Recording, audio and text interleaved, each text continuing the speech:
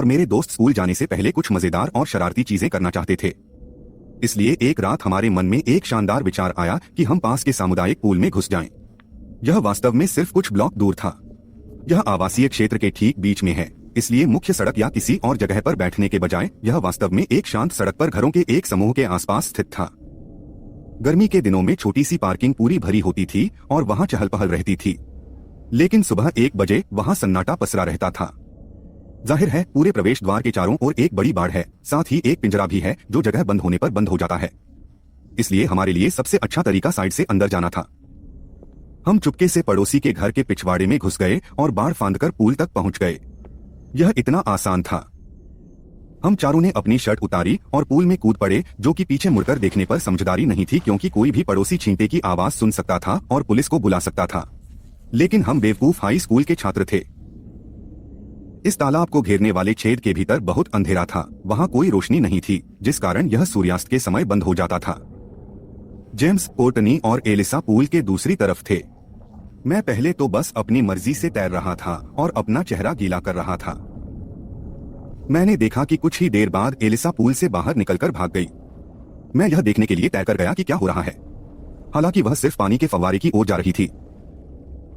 हम तीनों थोड़ी देर तक पानी में इधर उधर उछलते रहे और अंततः हमने एलिसा को दूसरी ओर से पूल में कूदते हुए सुना। अंधेरा इतना था कि उसके चेहरे को ढके काले बालों के अलावा और कुछ दिखाई नहीं दे रहा था। लेकिन तभी हमने सुना कि एलिसा पूल की ओर वापस आते समय हमें कुछ कह रही थी। पूल में हम तीनों एक दूसरे को देख रहे थे। मुझे पता है कि वे भी मेरी तरह ही सिर गिन रहे थे। पूल के इस तरफ हम 3 लोग थे और एलिसा हमारी तरफ चलती हुई आई। तो फिर दूसरी तरफ कौन था? एलिसा तो अंदर चली गई, लेकिन हम तीनों का ध्यान भंग हो गया क्योंकि हम पूल के उस पार पानी में सिर हिलाते हुए देख रहे थे। जेम्स ने पूल के उस पार से पूछा, वह कौन है? 2 सेकंड भी नहीं बीते थे कि सिर पानी में चला गया और नजरों से ओझल हो गया। हमने इस समय का उपयोग एक दूसरे से फुसफुसाकर बातें करने में किया। ज्यादातर बातें ऐसी थी कि हमें क्या करना चाहिए, अगर सुरक्षा की बात हो और हमें भागना पड़े तो क्या होगा। अचानक मुझे ऐसा महसूस हुआ कि किसी ने मेरे पैर को जोर से पकड़ लिया है और मुझे पानी में खींचने की कोशिश कर रहा है। मैंने लात मारी, छींटे मारे और मदद के लिए चिल्लाया। जेम्स मुझे पूल से बाहर खींचने के लिए आया, जबकि लड़कियां पहले से ही चिल्लाते हुए भाग रही थीं। जब तक मैं पूल की सीढ़ियों तक नहीं पहुंच गया, तब तक मेरे पैर पर से पकड़ नहीं हटी और मैं आजाद नहीं हो सका।